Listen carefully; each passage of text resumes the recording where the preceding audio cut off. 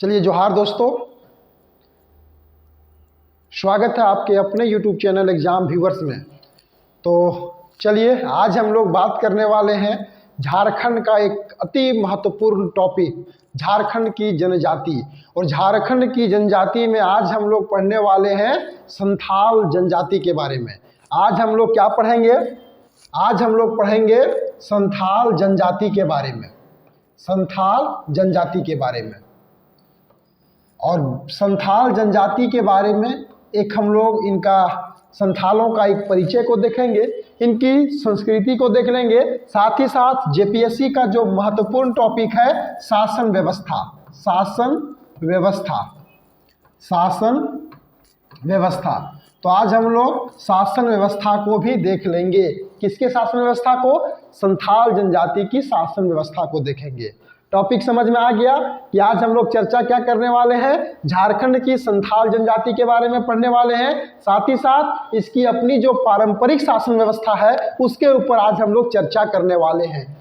झारखंड के परीक्षा के लिए अति महत्वपूर्ण टॉपिक झारखंड की जनजाति, एक अहम भूमिका, सबसे अधिक सवाल इसी पोर्शन से पूछे जाते हैं। ठीक है, तो चलिए हम लोग देर किए बिना शुरू करते हैं संथाल जनजाति को। देर किए बिना शुरू करते हैं संथाल जनजाति को। तो सबसे पहले आपको मालूम होगा कि संथाल जनजाति, अगर हम बात करेंगे संथाल जनजाति के बारे में, तो संथाल जनजाति झारखंड की सबसे बड़ी आबादी वाली जनजाति है। तो पहला टॉपिक आपका क्या हो गया? सबसे बड़ी आबादी वाली जनजाति, सबसे बड़ी आबादी वाली जनजाति, यानी यह जनजाति जो है झारखंड की सर्वाधिक आबादी वाली जनजाति है। झारखंड की सबसे बड़ी जनजाति कौन सी है? संथाल। लेकिन देखिए थोड़ा सा क्वेश्चन यहाँ घुमा देता है।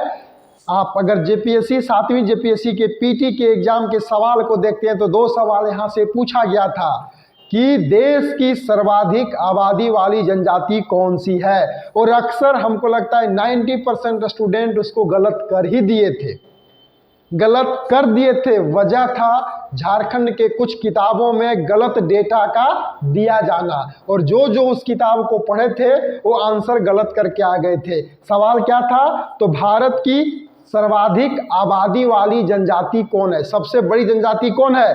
तो सबसे बड़ी जनजाति है भील।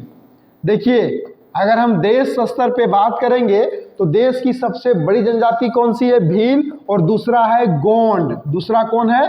गोंड। और तीसरा अगर हम लोग बात करें तो संथाल ही है, संथाल ही है। तो ये महत्वपूर्ण है, ये महत्वपूर्ण है आपके लिए कि देश की तीसरी सबसे बड़ी आबादी वाली जनजाति संथाल है, राज्य की सबसे बड़ी आबादी वाली जनजाति संथाल है, और देश में सर्वाधिक बड़ी आबादी वाली जनजाति भील है, और दूसरा नंबर किसका है? गोंड। और ये दोनों सवाल पूछ दिया था। ताजुब तो यह इस बात की है कि दोनों सवाल पूछ दिया था, सर्वाधिक बड़ी आबादी वाली जनजाति पहली और दूसरी, ये दोनों सवाल था। और जो लोग पढ़े थे, कहा कि एक किताब में गोंड को लिख दिया था सर्वाधिक आबादी वाली, और जो लोग गोंड को याद कर लिए थे उनका दोनों आंसर गलत हो गया। तो 4 नंबर का तो नुकसान हो गया। इसीलिए हम कहते हैं कि अच्छे किताबों को आप पढ़ें जहां पे डेटा सही हो, डेटा सही हो। समझ गए? गलत क्वेश्चंस को आप अगर पढ़ लेते हैं, एग्जाम में आप आंसर करके आते हैं, तो कहीं ना कहीं मेरिट में आने से आप वंचित हो जाते हैं। समझ गए क्या हम बोलना चाह रहे हैं? तो हम क्या बताएं? संथाल जनजाति के बारे में बताएं कि यह राज्य की सर्वाधिक आबादी वाली जनजाति है, सबसे बड़ी जनजाति है। अब कभी कभी ये भी सवाल पूछता है कि संथालों का निवास, तो संथालों के निवास के कारण से ही जो हमारा उत्तर पूर्वी भाग है, उस उत्तर पूर्वी भाग को संथाल परगना के नाम से जाना जाता है, क्योंकि उस क्षेत्र में संथाल जनजातियों की आबादी सर्वाधिक है। संथाल जनजातियों की सर्वाधिक आबादी कहाँ निवास करती है झारखंड के? तो उत्तर पूर्वी क्षेत्र में, जिसको संथाल परगना के नाम से जाना जाता है, जिसमें गोड्डा, दुमका, पाकुड़, साहेबगंज, देवघर और जामताड़ा ये जिले आते हैं। ये जिले आते हैं। समझ गए? यानी संथाल के बारे में ये भी एक महत्वपूर्ण है कि देश की बहुसंख्यक जनजातियों में भी इसका अपना एक अलग स्थान है। किसका? संथाल का। और झारखंड की एकमात्र जनजाति जिसकी भाषा को 8वीं अनुसूची में, संविधान के 8वीं अनुसूची में जगह दिया गया है। संथालों की भाषा क्या है? संथाली है। अब थोड़ा सा इनके बारे में और जान लें कि इनकी जनसंख्या के बारे में भी सवाल पूछा जाता है। तो देखिए, आपको मालूम होगा कि अभी जो लेटेस्ट में जनगणना हुआ है वो आपका 2011 में हुआ है, और 2011 के डेटा को लेकर के ही हम लोग आगे बढ़ते हैं। 2011 के डेटा को लेकर के हम लोग आगे बढ़ते हैं। तो संथालों की जो जनसंख्या है वो आपका है 27,54,723। कितना है? 723। 27,54,723 राज्य में संथालों की जनसंख्या है। ये डेटा आपका जनगणना 2011 से है। इसके अलावा इनसे एक सवाल और पूछा जाता है, इनका साक्षरता दर के बारे में। इनका साक्षरता दर के बारे में भी सवाल पूछा जाता है। लिटरेसी रेट जिसको हम लोग कहते हैं, तो संथालों का जो लिटरेसी रेट है वो 50.8% है। इसके अलावा एक सवाल और आता है यहाँ से, इनका लिंगानुपात, कि संथालों का लिंगानुपात कितना है। तो लिंगानुपात जो इनका है, जिसको कहते हैं सेक्स रेशियो, लिंगानुपात इनका कितना है? 975। 975 इनका लिंगानुपात है। समझ गए? इसके बाद अगर आप बात कीजिएगा आगे, तो इनका जो भाषा है, इनका भाषा क्या है? संथाली है। संथाली इनका भाषा है। झारखंड की एकमात्र भाषा जिसको 8वीं अनुसूची में जगह दिया गया है। समझ गए ना? संथाली। और इस संथाली भाषा का जो संबंध है वो किस भाषा परिवार से है? तो ऑस्ट्रिक भाषा परिवार से है। ऑस्ट्रिक भाषा परिवार से है। ऑस्ट्रिक भाषा परिवार से। ऑस्ट्रिक भाषा परिवार से इस भाषा का संबंध है। हम आप लोग को बताए होंगे, आप लोग अगर कुछ क्लास मेरे देखे होंगे यूट्यूब में, तो वहाँ मैंने बताया था कि झारखंड में जितनी भी भाषाएं बोली जाती हैं, इन भाषाओं को माने 3 भाषा परिवार में रखा जाता है। यानी 3 भाषा परिवार की भाषाएं हमारे झारखंड क्षेत्र में बोली जाती है, जिसमें एक है आपका आर्य भाषा परिवार, दूसरा आपका है ऑस्ट्रिक भाषा परिवार, और तीसरा है आपका द्रविड़ भाषा परिवार।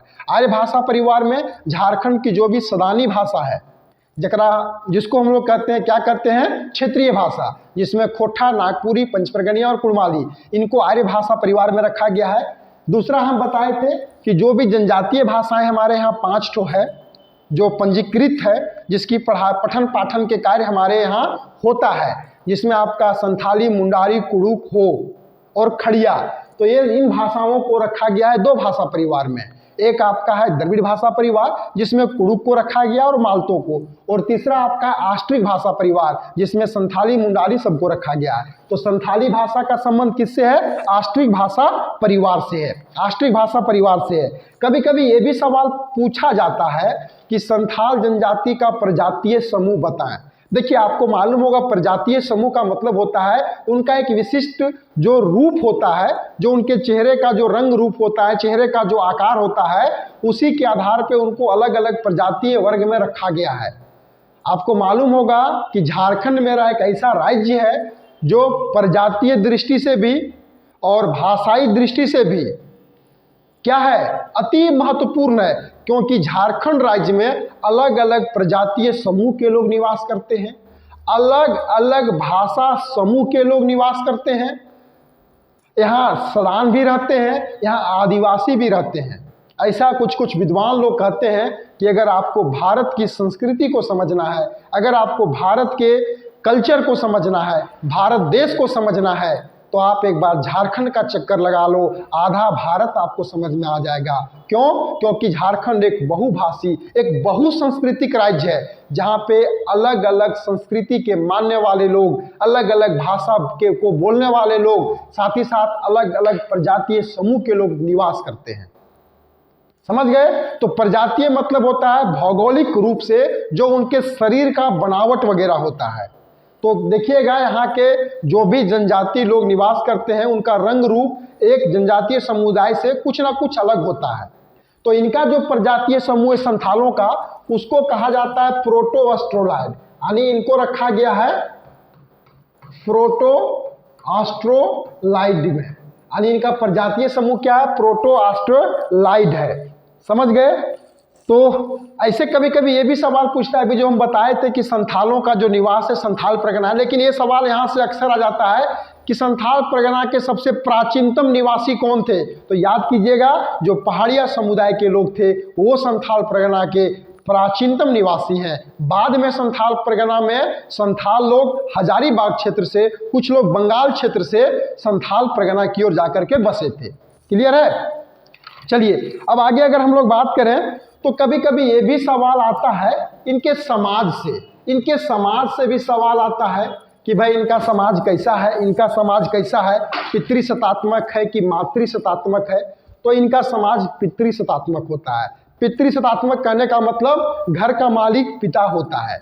आगे अगर आप बात करेंगे इनके परिवार के बारे में तो इनके यहाँ ऐसे तो एकल परिवार की प्रथा का प्रचलन है, लेकिन कहीं कहीं आप देखिएगा तो संयुक्त परिवार भी देखने को मिलते हैं। एकल परिवार और संयुक्त परिवार में क्या अंतर है।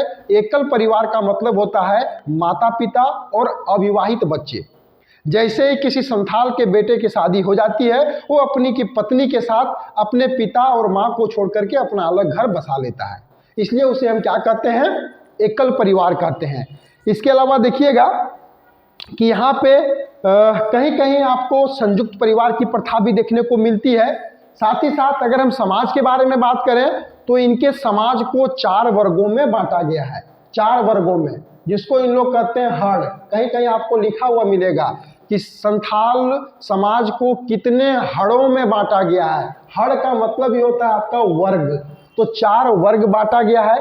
पहला जो हड़ होता है उसको कहा जाता है किस्कू हड़। क्या कहा जाता है, किस्कू हड़। दूसरा जो है इसको कहा जाता है आपका मुर्मू हड़। क्या कहा जाता है, मुर्मू हड़। तीसरा जो आपका है उसको कहा जाता है सोरेन हड़। क्या कहा जाता है, सोरेन हड़ कहा जाता है। और अंतिम जो है आपका इसको कहा जाता है मरूड़ी हड़। क्या कहा जाता है, मरूड़ी हड़। सबसे उच्च जो वर्ग है उस वर्ग को कहा जाता है किस्कू वर्ग। और ये किस्कू वर्ग में कौन लोग आते हैं, जो राजा जमींदार लोग आते हैं। मुर्मू हड़ में कौन आते हैं, पुजारी लोग को रखा गया है, पुजारी लोग को। सोरेन हड़ में किसको रखा गया है, तो जो सिपाही लोग हैं, सिपाही लोग। और जो इनके यहाँ किसानी करते हैं उनको रखा गया है किसमें, मरूड़ी हड़ में। यानी इनके समाज को 4 वर्ग में बांट दिया गया है, राजा को, पुजारी को, सिपाही को और किसान को। और इन लोग अपने लैंग्वेज में राजा को किस्कू हड़ कहते हैं, पुजारी को मुर्मू हड़, सिपाही को सोरेन हड़ और किसानी को, जो किसान लोग हैं, उनको मरूड़ी हड़ कहा जाता है। इसके अलावा भी आप देखिएगा कुछ कुछ इनके अपने बोलचाल में अपनी अपनी भाषाएं हैं, अलग अलग चीज़ों को ये अलग अलग नामों से पुकारते हैं। तो कभी कभी ये भी सवाल पूछ दिया जाता है कि संथाल लोग अपने जो गांव है उस गांव को क्या कहते हैं। तो ये अपनी भाषा में अपने गांव को क्या कहते हैं, आतो। ये याद कर लीजिएगा आप लोग, अपनी गांव को ये क्या कहते हैं, आतो कहते हैं। अपनी भाषा में ये आतो कहते हैं। और एक आतो में लगभग 40 से 50 परिवार के लोग निवास करते हैं। एक गांव में 40 से 50 परिवार के लोग निवास करते हैं। ठीक है। इसके अलावा कभी कभी ये भी पूछ दिया जाता है कि संथाल लोग अपनी भाषा में अपने घर को क्या कहते हैं। तो अपने घर को अपनी भाषा में, ये घर को अपनी भाषा में ओड़ाक कहते हैं, ओड़ाक। जिस तरह से उरांव लोग एड़पा कहता है, उरांव लोग क्या कहता है, एड़पा। ये उरांव लोग कहता है, उरांव लोग एड़पा कहता है। और संथाल लोग घर को ओड़ाक कहते हैं। और देवता घर को इन लोग ओड़ाक बोंगा कहते हैं। ओड़ाक का मतलब घर, बोंगा का मतलब देवता, ओड़ाक बोंगा। ठीक है। यानी ये अपने जहाँ पे इनके गिरह देवता निवास करते हैं, घर के देवता का जो निवास स्थान होता है, इसे इन लोग क्या कहते हैं, ओड़ाक बोंगा। ओड़ाक बोंगा कह करके पुकारते हैं, ओड़ाक बोंगा कह करके पुकारते हैं। कौन लोग, जो है सो संथाल लोग। गिरह देवता को क्या कहते हैं, ओड़ाक बोंगा। इसके अलावा जहाँ पे ये अपने जानवरों को बांधते हैं उसे गोडा कहते हैं। लिख लीजिएगा इसको भी। जहाँ ये अपने मवेशियों को बांध करके रखते हैं, जानवरों को, उस घर को गोड़ा कहा जाता है। ठीक है। इसके अलावा जहाँ भेड़ बकरी को बांधते हैं उसे इन लोग गुदरी कहते हैं। क्या कहते हैं, गुदरी। जहाँ भेड़ बकरियों को, मुर्गियों को बांध करके रखा जाता है। इसके अलावा जो इनके गांव का सड़क होता है उसको ये क्या कहते हैं, कुल्ही। कुल्ही तो ऐसे हम लोग भी कहते हैं, गांव घर के रास्तों को हम लोग अपनी भाषा में कुल्ही कहते हैं। संथाल लोग भी अपने गांव के सड़क को क्या कहते हैं, कुल्ही कहते हैं। इसके अलावा देखिएगा घर में जहाँ जहाँ ये सामान रखते हैं ना उसका भी एक अलग अलग नाम देते हैं। जैसे इन लोग पानी पीने के लिए मिट्टी के बर्तन का प्रयोग करते हैं, घड़ा का प्रयोग करते हैं, और जहाँ पे घड़ा को रखते हैं उसे इन लोग गारसा बाड़ी कहते हैं। गारसा बाड़ी, गारसा बाड़ी किसको कहते हैं भाई, तो जहाँ पे पानी पीने के घड़ा को रखा जाता है उसे गारसा बाड़ी कहते हैं। देखिए संथाल लोग चित्रकारी में भी काफ़ी निपुण है, काफ़ी आगे है। आपको मालूम होगा जादोपटिया चित्रकला के बारे में आप पढ़ते होंगे, तो इन्हीं का चित्रकला है, जादोपटिया संथालों का ही चित्रकला है। ये बर्तन में भी अलग अलग चित्र को उखेरने में भी निपुण होते हैं। कौन लोग, संथाल लोग। इसके अलावा देखिएगा खान पान के बारे में अगर बात करें तो इनका खान पान जो होता है ना अति साधारण भोजन का प्रयोग करते हैं। चावल दाल, चावल को इन लोग अपने भाषा में दका कहते हैं और दाल को इन लोग उरू कहते हैं। इसके बाद इनका जो मुख्य पेय पदार्थ है, ऐसे तो तमाम झारखंड के जितने भी आदिवासी लोग हैं, जनजाति लोग हैं, इनका प्रिय पेय पदार्थ हड़िया होता है और इसको ये अलग अलग नामों से प्रत्येक जनजाति के लोग पुकारते हैं। इसके अलावा जो ये खाना वाना खाते हैं, ऐसे तो हम लोग भी जब सुबह का नाश्ता करते हैं, दोपहर में खाते हैं, रात में खाते हैं, तो उन तीनों टाइम के खानों को हम लोग अलग अलग नाम से पुकारते हैं। जैसे सुबह के खाना को हम लोग जलपान कहते हैं, दोपहर के खाना को हम लोग क्या कहते हैं, कलवा कहते हैं, और रात के खाना को क्या कहते हैं, बियारी कहते हैं। तो इसी प्रकार से इन लोग भी सुबह जब भोजन करते हैं, नाश्ता करते हैं, उसको जलपान कहते हैं, दोपहर में जब खाना खाते हैं उसको कलवा कहते हैं, और रात में जब खाते हैं तो बियारी कहते हैं। समझ गए। लेकिन अपनी भाषा में इन लोग क्या कहते हैं उसको थोड़ा सा आप लोग को हम बता दें। जब ये नाश्ता करते हैं तो अपनी भाषा में ये उसको मजवान कहते हैं। क्या कहते हैं, मजवान। सुबह के नाश्ता को मजवान, मजवान नहीं, बास क्याक, बास क्याक कहते हैं। क्या कहते हैं, बास क्याक कहते हैं नाश्ता को। दोपहर के खाने को इन लोग क्या कहते हैं, माजवान। दोपहर के खाने को ये माजवान कहते हैं, माजवान। और रात के खाने को इन लोग कदोक कहते हैं। रात को जो ये खाते हैं इसे ये कदोक कहते हैं, कदोक। तो ये आप याद कर लीजिएगा, नाश्ता को बास्क्याक, दोपहर के भोजन को माजवान, रात्रि के भोजन को कदोक कहते हैं। समझ गए। इसके अलावा देखिएगा इनके यहाँ जो है कुछ कुछ अपनी एक अलग विशिष्ट पहचान होती है। एक रस्म इनके यहाँ होता है, आप लोग पढ़े भी होंगे, आरूप जोगा। आरूप जोगा एक रस्म है जो संथाल जनजाति में काफ़ी प्रचलित है। आरूप जोगा का मतलब क्या होता है, इसको आप लोग को ये तो वह सदानों में भी देखने को मिलता है कि जब छोटे भाई की पत्नी अपने पति के बड़े भाई से स्पर्श कर जाती है तो उसको माने प्रायश्चित करना पड़ता है, जाकर के वो स्नान करती हैं। तो यहाँ भी सेम कंडीशन होता है कि जब कोई संथाली महिला अपने पति के बड़े भाई से किसी कारणवश से स्पर्श कर जाती है तो उसे एक प्रायश्चित करना पड़ता है। उसी प्रायश्चित को क्या कहा जाता है, आरूप जोगा। तो आरूप जोगा का प्रचलन इनमें देखने को मिलता है।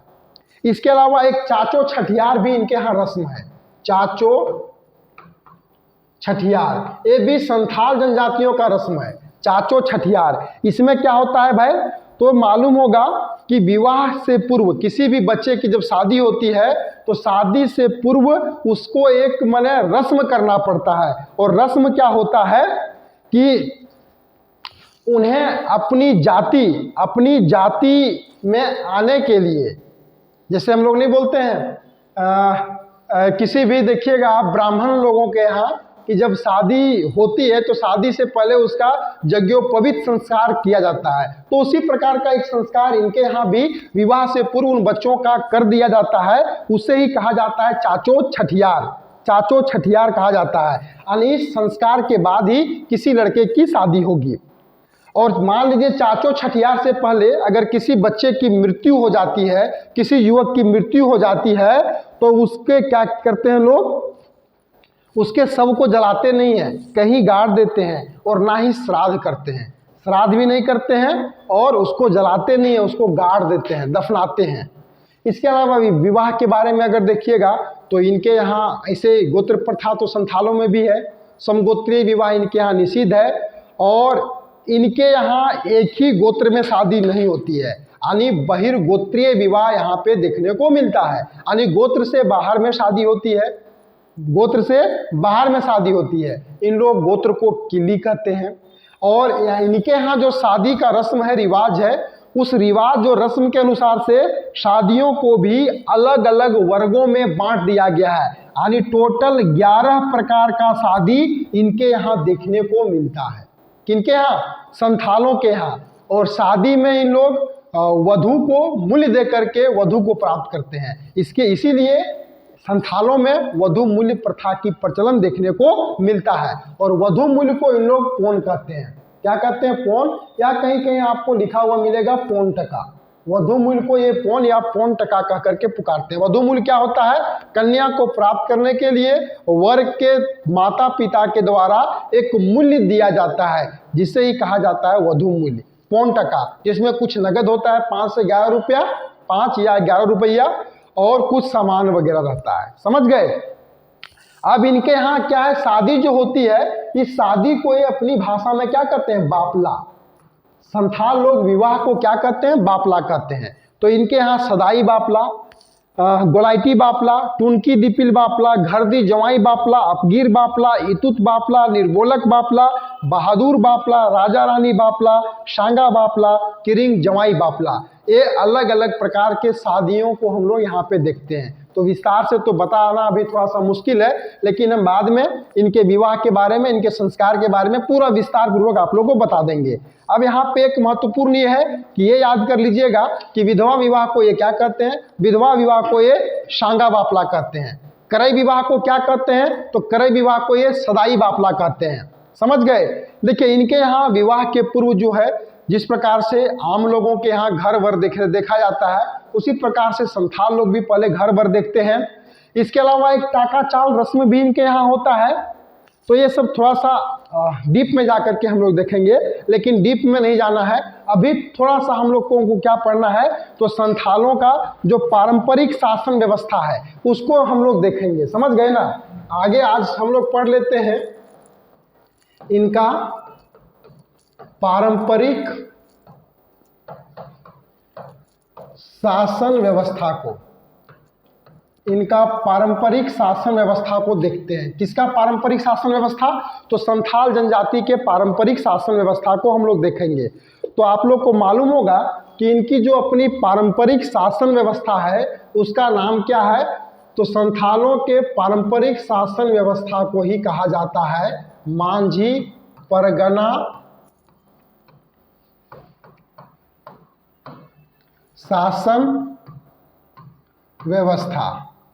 क्या कहा जाता है?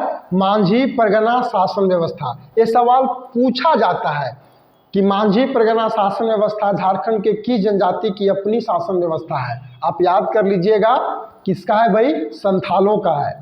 समझ गए? संथाल जनजाति की ही शासन व्यवस्था को हम लोग मांझी परगना शासन व्यवस्था के नाम से जानते हैं। ठीक है, चलिए देखिए, संथाल जनजाति ही है जिसे सोतार भी कहा जाता है। सोतार संथाल जनजाति को ही कहा जाता है। क्लियर है ना? अब इनके यहाँ अगर आप देखेंगे कि इनका यहाँ जो मांझी परगना शासन व्यवस्था होता है, इस शासन व्यवस्था में टोटल कितने स्तर होते हैं, कौन कौन सा स्तर है? तो आपको मालूम होगा लगभग जो है 4 स्तर इनके शासन व्यवस्था में देखने को मिलते हैं। अब वो 4 स्तर कौन कौन है आप लिख लीजिएगा। पहला स्तर होता है ग्राम स्तर। इनकी शासन व्यवस्था को बांटा गया है 4 स्तर में। पहला ग्राम स्तर, पहला क्या हो गया? ग्राम स्तर हो गया। आगे अगर आप बात कीजिएगा तो दूसरा इसका होता है देश स्तर। क्या होता है? देश स्तर। दूसरा आपका देश स्तर। तीसरा जो हो गया, तीसरा के बारे में अगर हम बात करें तो तीसरा इनका होता है परगना स्तर।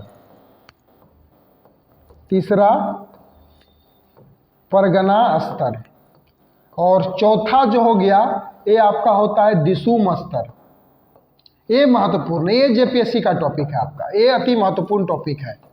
समझ गए? ये अति महत्वपूर्ण टॉपिक है, इसको एकदम याद कर लीजिएगा आप लोग। संथाल जनजातियों का जो हम क्या बता रहे हैं, इनका जो शासन व्यवस्था है, इस शासन व्यवस्था को 4 स्तरों में बांटा गया है। ग्राम स्तर में बांटा गया है, देश स्तर में बांटा गया है, परगना स्तर में और दिसुम स्तर में बांटा गया है। ठीक है, मांझी परगना शासन व्यवस्था किसकी शासन व्यवस्था है? संथालों की। संथालों की शासन व्यवस्था को ही कहा जाता है क्या? मांझी परगना शासन व्यवस्था। ग्राम स्तर, देश स्तर, परगना स्तर, दिसुम स्तर, 4 स्तर हैं। अब चारों स्तर के बारे में हम लोग पढ़ेंगे। देखिए, शासन व्यवस्था का मतलब क्या होता है? शासन व्यवस्था का मतलब होता है कि संथाल जनजाति के लोग जिस गांव में निवास करते हैं, इनका अपना एक समाज होता है और उस समाज को सही तरीके से चलाने के लिए एक नियम और कानून चाहिए। तो उन नियम और कानून का क्रियान्वयन इन्हीं स्तरों के द्वारा किया जाता है। सामाजिक स्तर पे इनके यहाँ 4 स्तर देखने को मिलता है, जिसके द्वारा गांव घर में जो भी झगड़े होते हैं, लड़ाई होती है, उसका सॉल्यूशन किया जाता है। और इन सभी स्तरों में अलग अलग प्रमुख व्यक्ति होते हैं, जिनका अपना अपना कार्य क्षेत्र होता है, अपना अपना अधिकार क्षेत्र होता है, और वहां से भी सवाल अक्सर देखने को मिलता ही मिलता है। तो एक एक करके इन चारों स्तर को हम लोग विस्तार पूर्वक से देखेंगे। चलिए आगे बढ़ जाएं। तो पहला जो आपका है, पहला आपका क्या है? पहला स्तर है ग्राम स्तर। पहला स्तर है ग्राम स्तर। अब ग्राम स्तर के बारे में अगर हम लोग बात करें तो प्रत्येक संथाल गांव में, प्रत्येक संथाल गांव में क्या होता है? प्रत्येक संथाल गांव में इनकी अपनी एक पंचायत होती है। प्रत्येक संथाल गांव में एक पंचायत होती है, इनकी अपनी एक पंचायत होती है, और उस पंचायत के स्तर को ही ग्राम स्तर पे रखा जाता है। इसी पंचायत को ग्राम स्तर पे रखा जाता है, और इस पंचायत में अलग अलग लोग होते हैं, अलग अलग लोग होते हैं। समझ गए? तो पंचायत में कौन कौन से लोग होते हैं? एक पंचायत होता है, नोट कर लीजिएगा। अब इस पंचायत में हम लोग देखेंगे कि कौन कौन से अधिकारी हैं, किनका क्या काम है। तो पहला जो अधिकारी है उसका नाम है मांझी। कौन होता है भाई? मांझी होता है। मांझी कौन होता है? तो पंचायत का प्रमुख होता है। कौन होता है? जो इनके यहाँ पंचायत होती है ना, उस पंचायत के प्रमुख को ही क्या कहा जाता है? मांझी कहा जाता है। पंचायत के प्रमुख को ही मांझी कहा जाता है।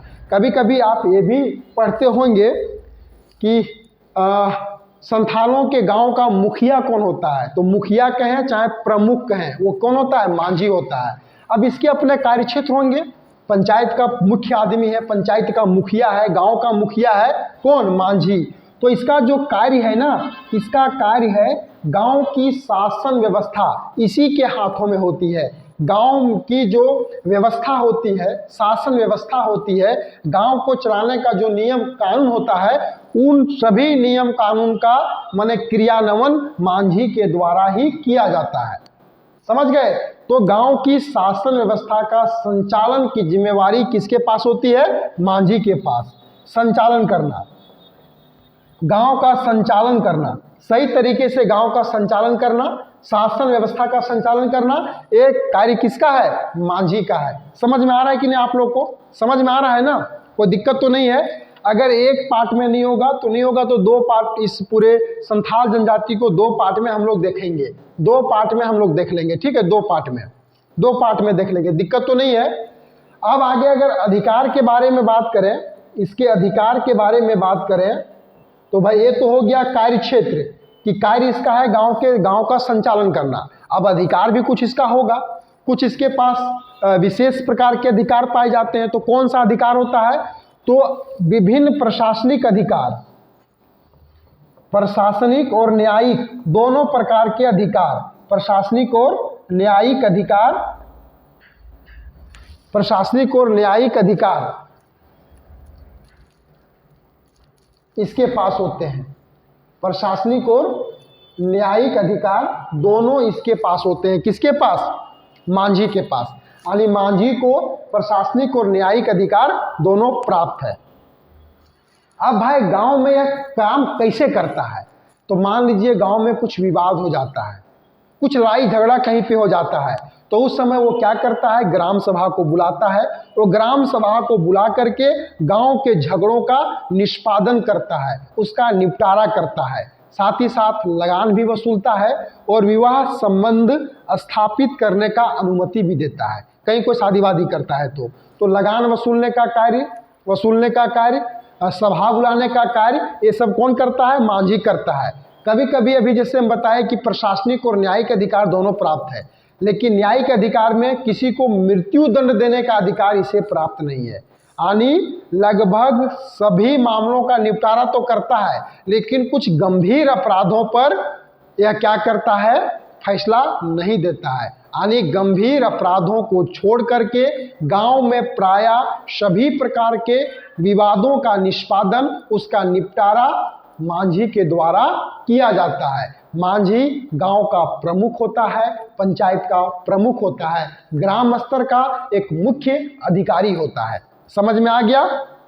अब इसके बाद क्या है कि गांव के अंदर और गांव के बाहर, गांव के अंदर गांव के बाहर दोनों प्रकार के मामलों का निगरानी इसी के जिम्मे होता है।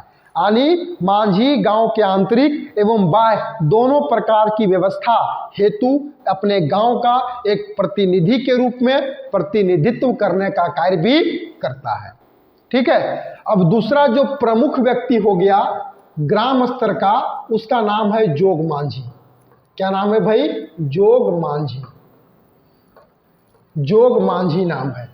जोग मांझी दूसरा प्रमुख व्यक्ति होता है। जोग मांझी दूसरा प्रमुख व्यक्ति होता है। क्लियर है। जोग मांझी ग्राम स्तर पे दूसरा प्रमुख अधिकारी होता है, जिसे उप सचिव भी कहा जाता है। इसे उप सचिव भी कहा जाता है। जोग मांझी को उप सचिव भी कहा जाता है। यह होता कौन है, तो यह मांझी का असिस्टेंट होता है, यह मांझी का सहायक होता है। मांझी का सहायक होता है। मांझी का सहायक कौन होता है, जोग मांझी होता है। इसका मुख्य काम क्या है, लोगों के आचरण पर निगाह रखना। यानी संथाल गांवों के प्रत्येक व्यक्तियों के कैरेक्टर पर नजर रखने वाला व्यक्ति जोग मांझी ही होता है। गांव में जो भी लोग निवास करते हैं उनका बिहेवियर, उनका कैरेक्टर पर नजर रखने का कार्य जोग मांझी ही करता है। समझ गए। इसके अलावा जब गांव में किसी बच्चे की जन्म होती है या कहीं पे किसी का विवाह होता है तो उस केस में लोग जोग मांझी के पास आते हैं और इनसे सलाह लेने का कार्य करते हैं। यानी जोग मांझी से जन्म के अवसर पर, विवाह के अवसर पर सलाह ली जाती है। दूसरा क्या होता है, मान लीजिए कोई कुंवारी लड़की जब किसी कारण से गर्भवती हो जाती है तो इसकी सूचना सबसे पहले जोग मांझी को ही पहुंचाया जाता है। जब कोई कुंवारी लड़की गर्भवती हो जाती है तो इसकी सूचना सबसे पहले किसको दी जाती है, जोग मांझी को दी जाती है। और जब उस कुंवारी लड़की के गर्भ से किसी बच्चे का जन्म होता है तो उस बच्चे का जो नामकरण भी होता है ना, वो जोग मांझी के गोत्र पर ही किया जाता है। याद कर लीजिएगा आप लोग, कुंवारी बच्ची के गर्भ से जब कोई बच्चा जन्म लेता है तो उस बच्चे का नामकरण जोग मांझी के गोत्र पर ही कर दिया जाता है। तो ये तीसरा भी समझ गए होंगे आप लोग, जोग मांझी। जोग मांझी समझ गए। अब तीसरा जो प्रमुख व्यक्ति है, तीसरा जो प्रमुख व्यक्ति ग्राम स्तर का होता है उसे जोग प्राणिक कहा जाता है। जोग प्राणिक। तीसरा जो प्रमुख व्यक्ति है उसे जोग प्राणिक के नाम से जाना जाता है। अब जोग प्राणिक क्या होता है, जब जोग मांझी पंचायत में उपस्थित नहीं होता है तो उस दौरान जोग मांझी के कार्यों का निर्वहन जोग प्राणिक करता है। तो आप लिख लीजिएगा, जोग मांझी की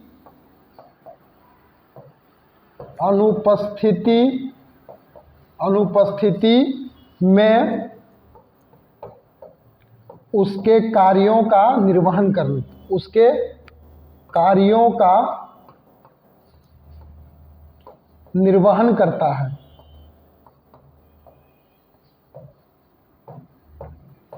निर्वहन करता है यानी पंचायत में जो मांझी जब अनुपस्थित रहता है तो उसके कार्यों को कौन करता है? जोग प्राणिक करता है, जोग प्राणिक। तो तीसरा भी आपको ग्राम स्तर पे समझ में आ गया होगा। अब चौथा जो ग्राम स्तर का जो प्रमुख व्यक्ति होते हैं उनको भगदो प्रजा कहा जाता है। क्या कहा जाता है? भगदो प्रजा। भगदो प्रजा। अब ये भगदो प्रजा कौन होते हैं भाई ग्राम स्तर पे?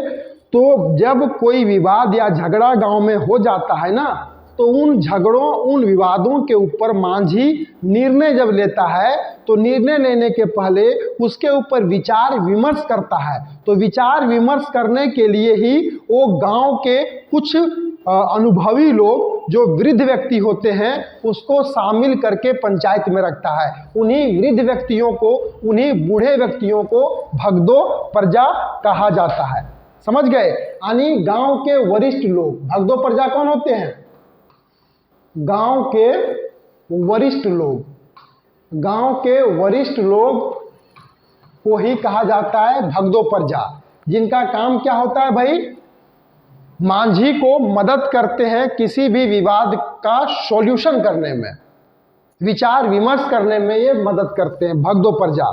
ठीक है। इसके बाद पांचवा जो प्रमुख व्यक्ति होता है उसका नाम है ग्राम स्तर पे प्रमाणिक।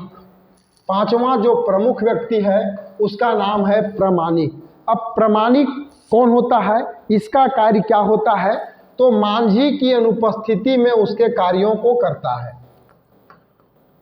मांझी की अनुपस्थिति में उसके कार्यों का संचालन करना, कार्यों का संचालन करता है। हम क्या बताए कि मांझी जब पंचायत में उपस्थित नहीं होता है तो उसके अनुपस्थिति में उसके कार्यों को करने वाला व्यक्ति ही कौन होता है? प्रमाणिक होता है। इसीलिए इसे उपमांझी भी कहा जाता है। उपमांझी यानी वाइस कैप्टन, पंचायत का वाइस कैप्टन कौन होता है? प्रमाणिक होता है। ठीक है। अब इसके कार्य और क्या है? जब कोई आपराधिक मामला होता है, जब कोई व्यक्ति अपराधी कर देता है और उस अपराधी व्यक्ति के ऊपर में जब दंड लगाया जाता है तो उस दंड लगाने का काम कौन करता है? प्रमाणिक ही करता है। क्या हम बताए? अपराध के मामले में दंड निर्धारण करना, इसका काम क्या है?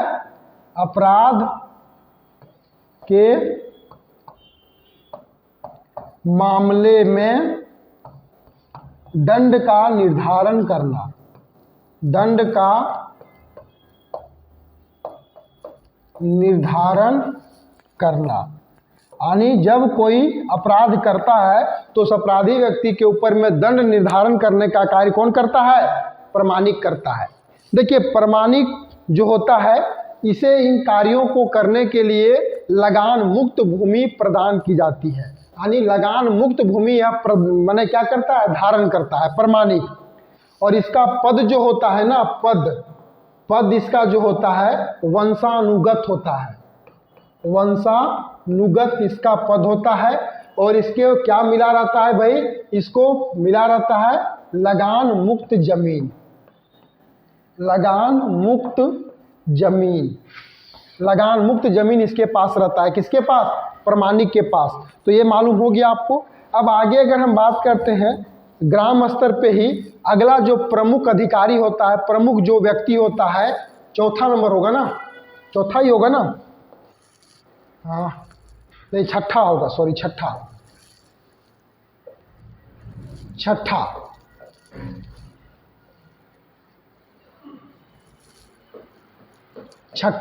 छठा अगर देखेंगे तो छठा जो गांव स्तर का प्रमुख व्यक्ति होता है उसे गोड़ाइत या गुड़ैत कहा जाता है। क्या कहा जाता है? आ तो गुड़ाइत या तो गुड़ैत। यह कौन होता है? तो गांव का संदेश वाहक, गांव का संदेश वाहक। यह गांव का क्या होता है? संदेश वाहक होता है। यानी गांव में सूचनाओं को एक जगह से दूसरे जगह ले जाने का कार्य गुड़ाइत ही करता है, गुड़ाइत ही करता है। ठीक है। और यह जो गुड़ाइत होता है मांझी के सचिव के रूप में भी कार्य करता है। मांझी के सचिव के रूप में कार्य करता है। मांझी के सचिव के रूप में भी कार्य करता है। कौन करता है? गुड़ाइत। और गांव में जब कोई ग्राम सभा या किसी उत्सव की सूचना पूरे गांव तक माने दिया जाना होता है तो ग्राम सभा को बुलाने का या उत्सव के बारे में लोगों तक, प्रत्येक परिवार तक सूचना पहुंचाने का कार्य गुड़ाइत ही करता है। गांव से सूचनाओं को कलेक्ट करता है और मांझी तक लेके आता है। मांझी के आदेशों को गांव के प्रत्येक व्यक्तियों तक पहुंचाता है और मांझी का जो भी आज्ञा होता है, जो भी निर्देश होता है, उसका गांव के प्रत्येक व्यक्तियों से पालन करवाने का कार्य भी मांझी करता है। साथ ही गांव में जब कहीं पूजा पाठ होता है तो खजांची के रूप में यही कार्य करता है। खजांची के रूप में कार्य करता है। खजांची का कार्य कौन करता है? गुड़ैत ही करता है। खजांची का कार्य कौन करता है? गुड़ैत ही करता है। समझ गए? चलिए, तो ये भी हो गया। अब अगला जो व्यक्ति होता है, अगला जो व्यक्ति है, सातवां व्यक्ति, उसे कहा जाता है लासेर टंगाए। ये हम ग्राम स्तर पे देख रहे हैं, हम ग्राम स्तर पे इनकी शासन व्यवस्था को देख रहे हैं। ध्यान रहेगा, अभी 3 स्तर और पढ़ना है। पहला स्तर ग्राम स्तर पढ़ रहे हैं, जिसमें लासेर टंगाए होता है। यह गांव का पहरेदार होता है, गांव का पहरेदार, यानी गांव को बाह्य आक्रमणों से बचाने का कार्य लासेर टंगाए के ऊपर में ही होता है। यानी गांव में प्रहरी के रूप में कार्य करने वाले कौन होते हैं? लासेर टंगाए होता है। चलिए, अब अगला जो महत्वपूर्ण व्यक्ति है उसको हम लोग पढ़ेंगे, जिसका नाम है नायके। क्या नाम है भाई? नायके। अब ये नायके कौन होता है? इसका कार्य क्या होता है? तो प्रत्येक संथाल गांव में उनका अपना एक धार्मिक प्रधान होता है। तो ये गांव का धार्मिक प्रधान होता है। गांव का